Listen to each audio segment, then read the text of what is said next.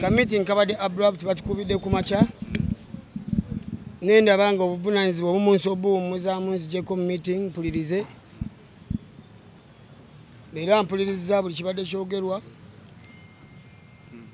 abalonzi bantumye nga baŋŋamba ngezeko kugamba abatesitesi b'akalulu kabeere either ka ballot oba ka mugongo era nga issue gye nazze okupushinga kyenzize kyokka okwogerako leero nzize banyonnyola nti abalonzi basaba akalulu kabeere either ka ballot oba ka mugongo ng'abantu akalulu ka scientific kabatawanyaamu bakalaba nga akalulu k'enkukutu so kyemmanyi bakama bange bayinza bakiwulidde katulinde reaction yaabwe kubanga ne babara kyabadde awagira ne fulemu kyabadde awagira ne mukunja kyabadde awagira yensonga lwaki leero wenzize ne kabako kyawagira ne ragapimpi kyawagira nzize ne looya wange mwami Sekanjako tuwulirize nga tulina amatu abiri kyemba sitegedde bulungi naye asooka okukola ki asooka okuntangazaamu aku Friday wateekayo okwemulugunyako n'osaba bakweregister wazifuna zo eyo looya kati ate yayinza okuddamu ono wano jangu sebwegereko eri abantu akuganya ku bintu bya register twazisaba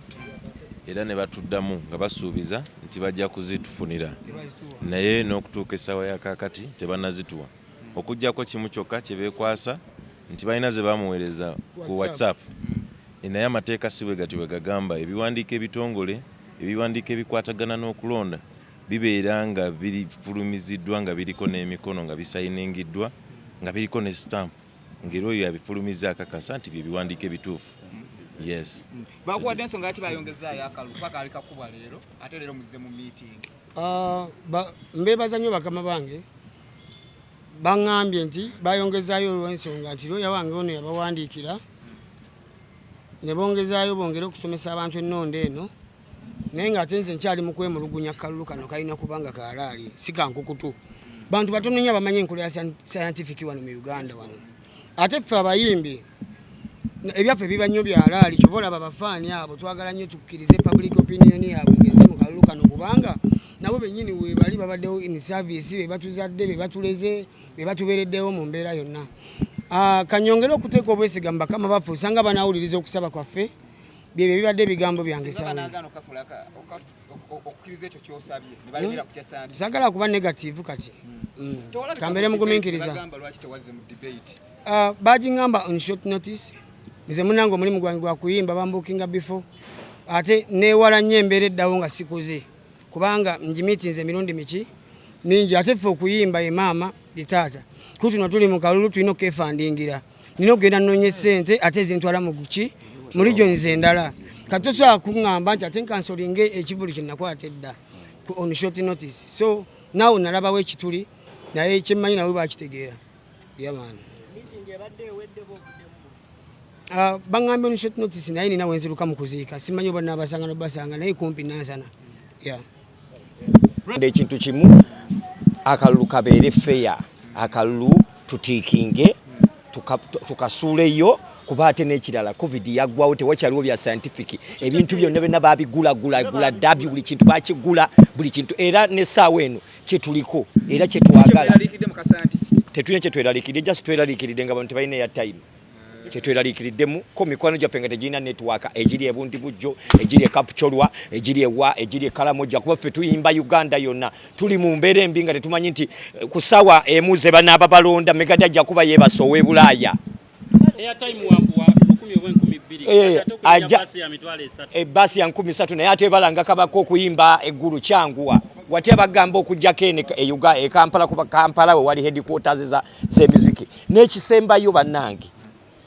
tulina okuba feya bino kanakalulu ate era si kaffe k'abawagizi tulina abawagizi obabuulira ekituufu kuba bwe tunabagamba ebyo mu masimu essaawa eno tubateereko voice note kuba voices tulina nnyingi tubeere feya kuba abawagizi bagala kulaba kintu kimu ng'akalulu kagambibwa nti King Saha alidde vice president we ye gundi ye gundi ne wume gundi kuba kana akalulu kali feya nti n'abawagizi kati essaawa eno ogamba etya bw'ogamba otya ne bwe kagenda mu scientific ogamba otya abawagizi mbuno Saha tebakalabyeko mbu bbazi zino zambuse no tetwambusa bba tugende tulonde King Saha tugende tulonde ate kana Akalulu bannange Uganda kaabawagizi be Uganda kaabayimbi be Uganda singa kiba kisoboka nze mbadde ntane muchalange muwandiise kuba ampagira omuntu bwalowooza nti King Saha the president is all over time nange sawe no gana masimu kuliko anagange tuli ku time luzungu ngane sawe I can express what exactly on my mind. What I feel, we are winners and we are already ticked and we are celebrating. Chetuliko wano mwagala banamawulire mwagala ante akaviri wadi osaze ka Akalulu nga watusiza noteka mukala nyo akaviri ke kanu ke bayita omukolo gwa Saha gwanyuma roadmap zibaddemu ez'enjawulo eno meeting twali twasalawo nti buli wayita wakabanga tutule ne ba candidates tufune feedback atulina okufuna ebirowoozo byabwe ku campaigns wabeera nga balina bye baagala tutereezeemu nga batubuulira era kibadde mu program kyali kirina okubeerawo before naye program endala ne zikwatagana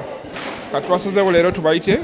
batuwe ebirowoozo byabwe ku campaign ne bye tusobola okutereezaamu oba okwongeramu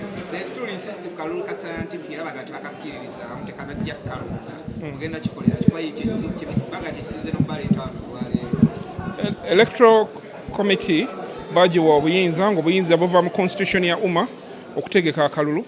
era obwo obuyinza tubugenda bukozesa nga bwe tutegeera era tubanyonyodde nti enkola gye twateekawo ya digital era ye enkola bwegenda okusigala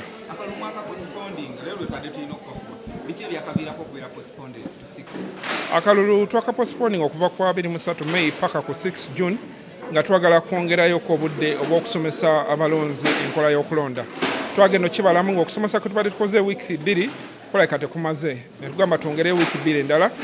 twongere okusomesa nga ate ku luno tukwatagana n'abalonzi bennyini n'abakandidate bennyini okusomesa abalonzi abantu abasinga debate yamwe bagibyemu ebibaga bayituwaza diversion it had no meaning okusinziira ku byalabikiddwako n'ebyabaddewo how is that debate yabadde diversion yabadde n'amakulu eri industry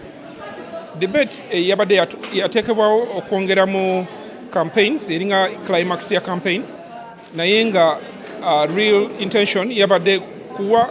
general public opportunity okutegeera bizibu ki bye tulina n'ebiki bye tulowooza okutereeza industry yaffe abasinga babirivinga questions zabadde irrelevance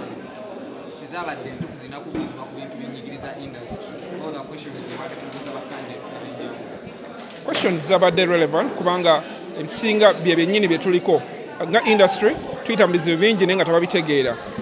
debate ebadde opportunity okunnyonnyola ebyo byennyini bye tuyitamu ku side zombi ababikola ababaddeko nga cabinet eri current ne bana baagala okuyingirawo okwetegeera tetugenda kuddamu kwongerayo ebadde eri final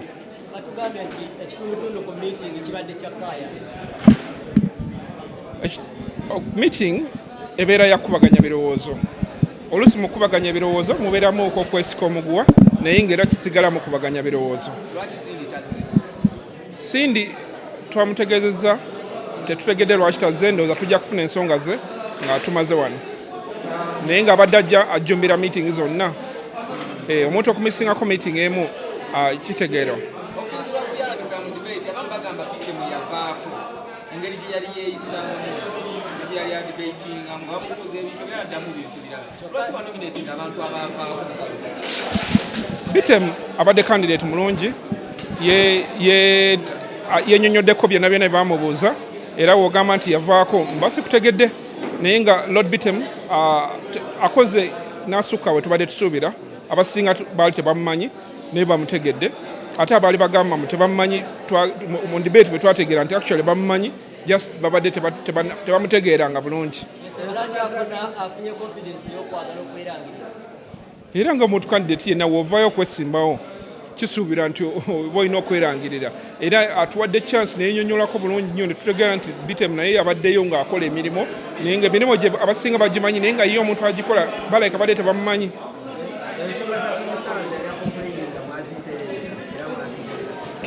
King Saha yatuwandikira ebbaluwa ng'alina concerns ez'enjawulo era ne tuwandika ebbaluwa mu bwangu ne tumuddamu era ne tumunyonyola ebintu ebimu ekikulu bye yawandiika yali asaba register twagimuwa dda era ne tumuwa n'obukakafu nti twagimuwa era avudde ne leero azze mu meeting tazzeemu gisaba kubanga already agiina nga tekyetagisa obukaka register eri both physical and digital. Eri physical weeri ku office waddembe okujja n'agiraba, eri digital tugiyisa mu WhatsApp.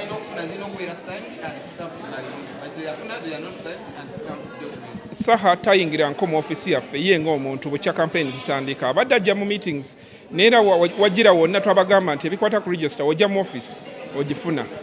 Woba toze mu office nga tukozesa emikutu gye tulina email, WhatsApp n'ebirala byonna nga tukuweereza era twamuweereza era n'obukakafu we buli. Ekyo tekimenya amateeka okutegeka okulonda obuyinza batuweebwa constitution ya umma era tubadde tubukozesa mu bulambufu. Kweza mabega tumuvinge n'omulembe nga bwe gugenda bw'oba muyimbi tosobola kungamba nti toyina simu, so even if it's not a smartphone ne katooki esobola okukola ki okulonda, you just dial *260# ebekubuulira ekyokola. So tugezengako okubeera nga tujumpinga on any opportunity ebeerezeewo. So I think we can all vote according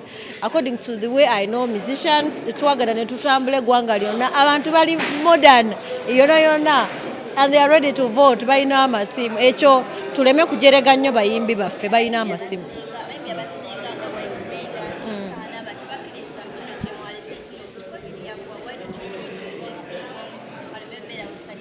Yes, nange nandiyagadde ekyomugongo ku mugongo, but there are some cost implications. Nga watudde n'otunulira budget eya elections eyinza okuba egendanga mu millions oba bisatu. So who is there to fund? Is the government going to fund? Kuga electoral commission tuyitiddemu era bebadde tuyitiramu nti they had a budget nga nabo baagala physical elections. Naye okusinziira ku association teyina sente. We should just know that we're coming together as a team. Tugenda tuka ku level nga we can accommodate, we can do everything to do with financial implications nga bino ebya election gasobola obyekolera. Nekat right now we're still bringing our voice together, ourselves together, so that we can convince the world and the government that we are a team, they can support us. So mujje tubeere wamu tugere n'ekiriwo as long as NITA ekole ekyo kyennyini kyekisuubizamu, because we've been told it's a government institution which can properly handle elections online. Nabo bajja tubuulira engeri gye bakikolamu. Naye nze I appreciate era ndi musanyufu nti to go is a step forward as UMA tugeze mu byafaayo. We are becoming big, so tugende step by step. Let's not force a baby eyakazaalibwa okudduka. Let's go step by step.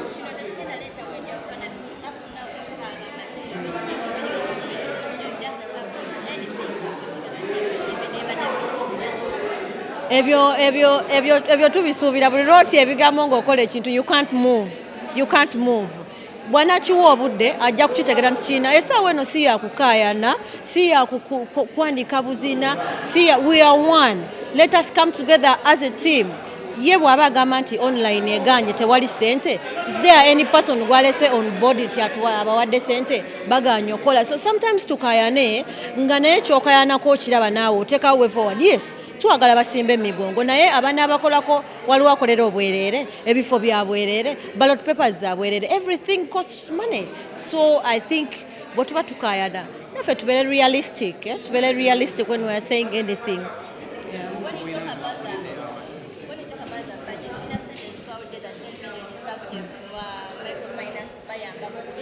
Yeah. So can't you use that money to Ebibuuzo by'ombuuza bya electoral commission, but what I know, electoral commission was financed babawaddeyo ku kasente tezavudde mu microfinance, zavudde mu National Culture Forum, the forum which gathers all domains. So that was a push okubayambako.